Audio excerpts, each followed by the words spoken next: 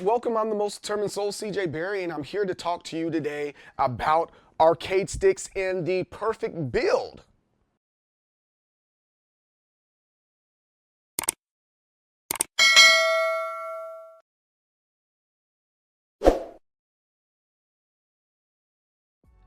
Today, with our arcade sticks that we have, there's several different options. I'm pretty sure you guys have your own version of it that you say, this is good for me, and that's the right answer. Do what's best for you. But today, even though I said it's the perfect build, I don't think that's the point that I'm trying to make. I'm trying to make the point that there's so many options, and it's going back to that first part there, you gotta do what's best for you. So I'm gonna explain some things here that I found very helpful in finding the best arcade stick for me. And right now, the best arcade stick for me, I'll show you the best arcade stick for me, is this one. And granted, I do have my own build, but and I've sold my own build, but they're just not ready to go right now. But this one right here is the best build for me. This is the Espada by J&K Design, or Johnny Phrase. And this is the best build for me. This is built for the PS5 and PC, and I'm extremely happy with it, you know. And then of course I have my own build, boom, right here. This is the Victrix Pro. Yeah, so there's something for everybody that's out there. But we're gonna go over real quick some of the options that you can go for as you're trying to figure out what you want to use for when you enter your tournament or just for casuals. Let's start on the cheapest end here. We're looking at the Mayflash website. I think the Mayflash is a wonderful arcade stick. Is it for beginners? Sure. But like, there's not a beginner's arcade stick. Either you use the controller or you don't. If you get a PlayStation controller, they're like, I got the PlayStation Controller Pro. It's like the Pro, the regular one that comes with the PlayStation. Either way you look at it, it's a controller, right?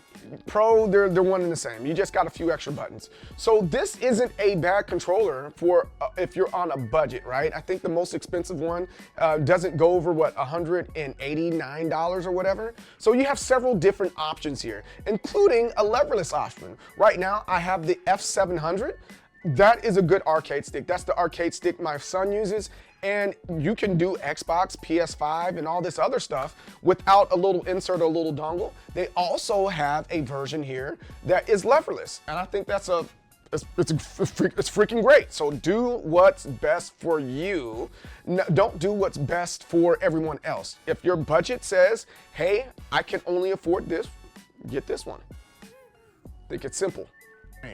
But here we are, we have the TE3, and then we have the Ego arcade stick. In my opinion, depending on what you're trying to do, and as expensive they are, this is about $250, this is about $189, $215, something like that, somewhere around that area there.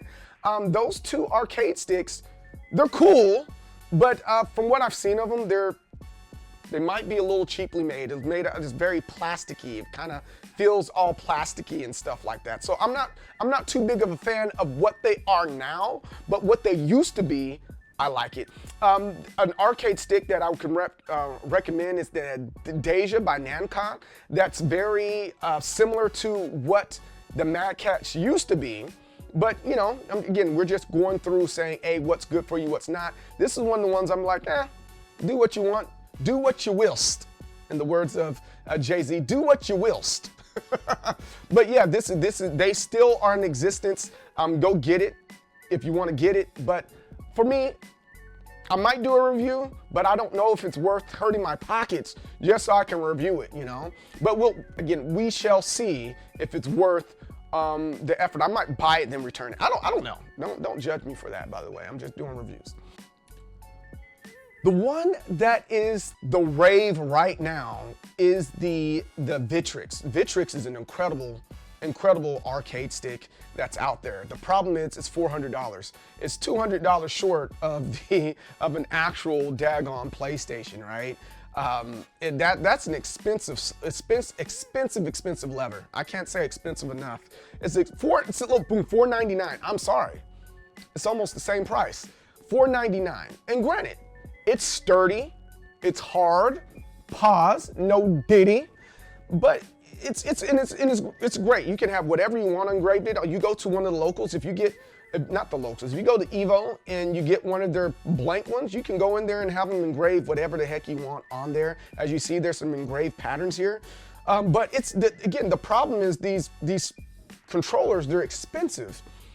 But again, they're gonna go the distance. You can open it up, you can mod it, you can do a lot of things, but it doesn't give you enough room for mods, right? It's just boom. The only thing you can do is work on controllers when it comes to mods. What, am I saying that right? No, you only can work on the buttons. Sorry, I had a brain fart. All you can do is work on the buttons and not the actual like design. It's that. The only thing you can change is maybe the lever and the color of the buttons. That's it. I love this controller. I've used it before, but the price point is killing me each and every time. This is a nice in-between arcade stick company. It's Hori. They do it for PlayStation, they do it for Xbox, they do it for Nintendo Switch, right? Their peripherals for PlayStation is great. I think this is a great halfway point. If I'm not mistaken, it's what, $185 or $199.95? $199.99. I think that's a pretty good solid price right there for a controller. I think that's reasonable in general. That's reasonable, and it allows you to customize and change a lot of stuff up. Alongside that, they have this mini fight stick as well. You can for travel. Again, personally, I have one of those. I don't think it's that great. I don't think it's worth traveling traveling a long distance with that arcade stick, because like arcade sticks are like, you know, a baseball glove. It's your glove, or a hockey stick. That is my hockey stick, and you just become used to it. And when you're using something else that you're not used to, it's not gonna pan out well, especially if you're a competitive player. Again, that's okay if you like to switch things up and you want to use that for travel, but there's other options that you can use for travel. But overall, I think this is a great arcade stick. The next one we have is Qanba. If you come over here, they have a lot of good stuff. I have a Qanba Obsidian, no, I have the Qanba Pearl, the first original one. It allows for customization, it's nice and heavy, and then they have other versions. They have the Drone 2, they have the Titan, that's a nice in-between, 109, 179, and 249. And they also have other arcade sticks like the Dragon, but I don't think they have the updated version of the Dragon. And then they also have this thing that allows you to have the Japanese arcade experience at home. I think that's kind of cool. If that's what you're into, that's what you're into, especially if you're one of those online warriors. I'm looking at you, online warrior. But these ones are perfect for that guy that just wants to go, hey, I play at home, but I want a Japanese experience like I'm at a Japanese arcade. This is perfect for that. Or if you're a content creator for that matter, hey, I still want to do content while I'm sitting down and talking to my audience. That's a great one. For $549.99, I think that's a good deal. I'm not gonna get it because I don't want to get beat by my wife, but it's a pretty good deal, you know? So in my opinion, even though I understand that a lot of people are saying, hey, I want the perfect arcade stick pre-built, I'm okay with that thought process and saying, hey, I want a pre-built arcade stick. But when you customize it yourself from the bottom up, to me, it makes a little bit more sense, right? Even if you look at look at the Victrix, you look at the Hori, you look at the Qanba, you look at the Mayflash, you look at all these arcade sticks, no matter how you spin it, you don't get something that's customized to you right off the bat. And there's a couple of companies that I would recommend, like Junk Food Arcade. They do a wonderful job if you're looking for a leverless. And as I said before, with the one that you saw, mine's is customized to myself, and I was able to do whatever the heck I wanted to do it. And I would look for a DIY arcade stick that fits you. To me, that makes the most sense. That's my opinion. I'm gonna stick with it. But I'm gonna show you the things you need to do in order for you to get ultimately the perfect arcade stick that works for you. And a great website to go to is Focus Attack. I'll put the link to Focus Attack in the comments below. In the description below. and so that you can go and check it out for yourself. But the very first thing that we're gonna look at is the PCBs. That's really, really important. PCBs are done by Brook. I'm pretty sure you guys all know about the wingman converters and stuff like that. And those are great. They're useful. And so if you're using all those other arcade sticks, or you want to stick to your old, your old Hori Kai or your old MadCatz arcade stick, and I can go down the list of all the arcade sticks you can use for wingman converters and stuff like that. But in my opinion, your best option is to go this route. And here it is. There goes this PCB. This does for the PlayStation 5 alongside with your PC.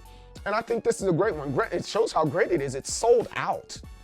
It is freaking sold out. I do have this in my arcade stick right now. Really, really fun PCB, and it's really important to have something like this. However, there are other options for you that aren't sold out. For example, the Brook PS5 Plus fighting board. On top of that, it's about $5 cheaper than this one right here that does the multi-console and PC. This one does PS5, PS4, PS3, and PC. And most people do play their fighting games on a PlayStation and PC. Like, who plays on Xbox? I got it, they got Killer Instincts, and now they got Street Fighter. They used to have Tekken, and I get it, but like, come on. We play fighting games on our PlayStations and things of that nature. Lenore, what's up, man? How's it going? But the thing that I would recommend if you are a PC user, you PC users out there, don't go out there and get the most expensive thing. That makes absolutely no sense. If you primarily play on PC and that's the only thing that you plan on doing, and you play by yourself and you're an online warrior, get this thing right here. There's absolutely nothing wrong with getting the Brook Zero Pi fighting board, and it does PS3, PS2, PSX, PC Switch. It just doesn't do all the other stuff, right? And that for that one time you go out and do your thing elsewhere, you can get one of these converters. But it's kind of is what it is. But again, the very first thing you should start with is your PCB. And once you've gotten your PCB for your arcade stick, then you can start looking out for your other things. And the other things you want to start looking out for is your case. Here goes a great option for cases. And the reason why I think this is really important for cases, and this is on Paradise Arcade. I'll put that in the comments below, or the description below. I don't keep on calling it comments. The reason why I say this is pretty important, because some of those other arcade sticks have steel for their face plates there, or it's some type of fiberglass or plastic, right? But with a lot of these, they're either wood or made out of something that's a little bit less sturdy, and so that you can drill additional holes or make your holes wider with these particular cases. So, or for that matter, you can do a whole lot more with some of these cases, like this one right here. The Excellence Arcade Stick Model 5. This is pretty cool. I like it a lot. And again, when I say holes, you're like, well, the buttons don't matter. The button's gonna fit regardless. I hear what you're saying, and I agree with you. But the thing I'm talking about is those Tekken guys, right? Those Tekken guys out there that are going, yo, I need this, this, and this for my arcade stick, and I want to use a Korean lever. Those Korean levers have this little nodule that's really wide, and that's where the lever is placed at, and not all of them are flush to the arcade stick. That's something you're just gonna have to look at your own, or maybe I'll make a video about that a little bit later. But, however, they're not flush, so you have to have a bigger hole. So in my experience, in the friends that I know, they've drilled a hole in the arcade stick, and as soon as they've done that, they instantly regretted it. Like, that's not a good look. So, you can't always use that, because the hole where the lever is, you see this right here? That hole where their lever goes isn't always big enough. So I would recommend a DIY, because you can always ask the maker, hey, do you have one that fits a Korean lever? The next thing that I will look at is the lever. I'm biased, and I like the Sanwa levers the best. That's just me. That's just my opinion, and I'm gonna stick to that, you know, and I'm okay with sticking to that opinion. But as you see here, here goes one of the crown knee lever. It has that little nodule there. Can you guys see? You know, we're just gonna click on it. You see that little nodule there? That's gonna cause issue with your lever. It's not gonna be able to fit all arcade sticks. It is what it is. Same thing with, let me see if there's another one that's here. No, I don't see the other ones that are like that. There goes one, there goes another crown one. And there's a couple other ones that are out there. Now, are there Korean levers that are flat and flush? Yeah, absolutely. There's tons of them that are flat and flush. But that's typically what you're gonna get. You're gonna get some type of little nodule thing that helps hold the steel rod, that the lever, the actual level part that connects to the actuator and hitting it. It's gonna touch it, you know, and kind of is what it is. So, and then also, there's people that like these more American industrial arcade stick levers. They're really thick. They're like really big, they're really thick. I actually have that because I have a arcade cabinet as well that fits this. And the MAS or the MAS arcade sticks and levers, they do the same thing. And then look how thick this one as well. These are really, really thick levers. They're not as thin as something like the Sametsu right here. Or for that matter, again, we go back to the Sanwa JLF or the JLX. Again, I'm biased to the JLX, and the one that I have, for me, the Sanwa JLX is this one right here. And here goes the one with the plate. 37 bucks, that's not bad. That's not bad. We're not gonna price it. Pricing is a totally different story. We'll price it on another video, right? That's perfectly, I hope that's perfectly fine with you. We'll make another video about pricing these things. But yeah, there goes these levers here are really important, and I don't think they're that expensive. And then if you don't like the lever, you can just rotate them out, right? And I think the biggest thing here that's going to be a issue if you just get a regular, you know, arcade stick from Hori, from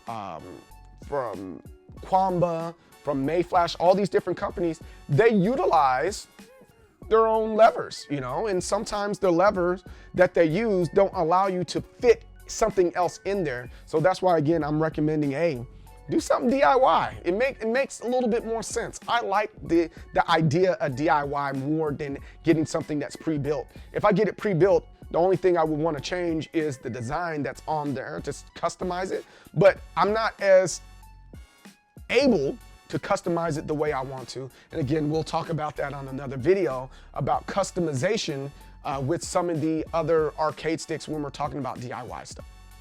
The next thing we'll talk about are the buttons. Everybody likes buttons. We're gonna do these push buttons and all that good stuff. Here goes some push buttons. Sanwa has good push buttons, but my push button of choice are the Simduxa push buttons, and it's mainly because they are screw-on. I'm just more for screw-on buttons, but this goes back to this whole screw-on button thing.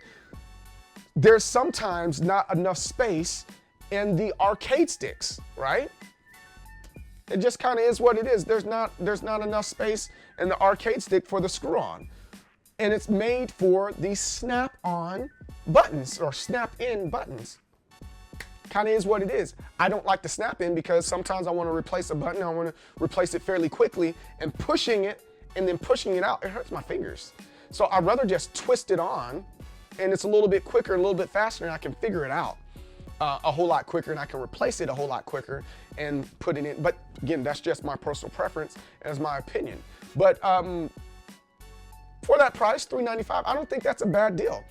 But here's the new thing that's come out. In my previous video we talked about, we had some snap-in buttons, and it's coming from Hitbox arcade sticks, or leverless boxes, if you want to call it. I don't know.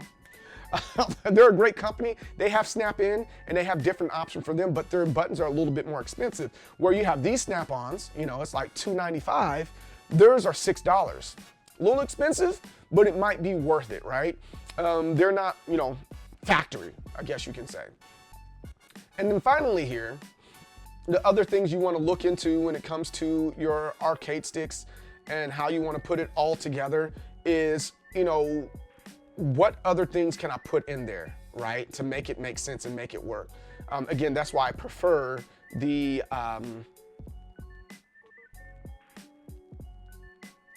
DIY arcade sticks. It's because there's moments where I'm like, hey, I need to change the output in the way I plug in my arcade sticks. And it lets you do that. So I more recently said, hey, I need a USB-C port for mine. And I can do that now. And granted, there's other companies that do USB-C. But if there's a time where I was like, yo, I need to switch out that USB-C and just use regular USB, I'm able to do that. And over here, it has that. I'm trying to find that plug here. Let's see if we can, oh, here we go. Here it is right here. You can use this. This one is the, this is for the Brook PCB. And as you see right here, this is USB-A. This is 10-foot male AB USB 2.0. It allows you to do that, right? And that does USB-C, but there is another option that's out there that allows you to do USB-C. And at any time that you want to change it, you can quickly change it. And that's the thing that I like the most about having something DIY. If I need to change it, whether it's my PCB or you know my connection, I can do that. They also have one that does RJ45. And I think that's some, oh, here goes some little designs for that. I like this part too. But you're able to use your like RJ45 for it as well. I'm gonna experiment with that. Is it here? Do I see the RJ? Oh, here goes the USB-C one. But I don't see it here. It might be on another website that has the RJ45 and it has a stronger connection. So if anybody trips over the cord, it doesn't mess up your arcade stick. It's probably gonna mess up the PlayStation or the cord that connects to it more than anything else. And you know, these arcade sticks are expensive and they're precious to us. Maybe it's on Arcade Shop. Yeah, oh no, here it is. Custom retro consoles, there it is. So you can plug it into your Sega Saturn, your Nintendo GameCube, your Nintendo 64. It says it right there, the Sega Dreamcast. But it requires you use the RJ45 in order for it to work. And they have enclosures that allows it to work that much better for it. And so again, that's why I'm saying, like, I believe DIY is the way to go. If you're in it for the long run, go the DIY route. Start doing some research on some of your favorite arcade stick builders and, you know, support them. They're creating a business too. And, you know, go that route. Now, here's the thing. Here's the thing here. If that's not for you, it's not for you. I'm gonna continue to reiterate that. If you're a fan of Hori, go the Hori route. If you're a fan of Razer, go the Razer route. If you're a fan of Qanba, go the Qanba route. And if you're a fan of whatever, go that route. But in my opinion, it's about the case, it's about your PCB and everything else you can experiment with. And so that you can get the perfect arcade stick for you. Because I might like the JLX. You might like the knee lever. I might like crown buttons. You might like Qanba gravity buttons or game finger buttons. You have to do what's best for you. With that, let me know in the comments below what controller or what arcade stick is best for you. What is your setup? What is your layout in your arcade stick? Don't forget to like. Do not forget to subscribe. Success and victory. Don't block with your face, and I will see you guys on the next time. Peace the heck out. You say we're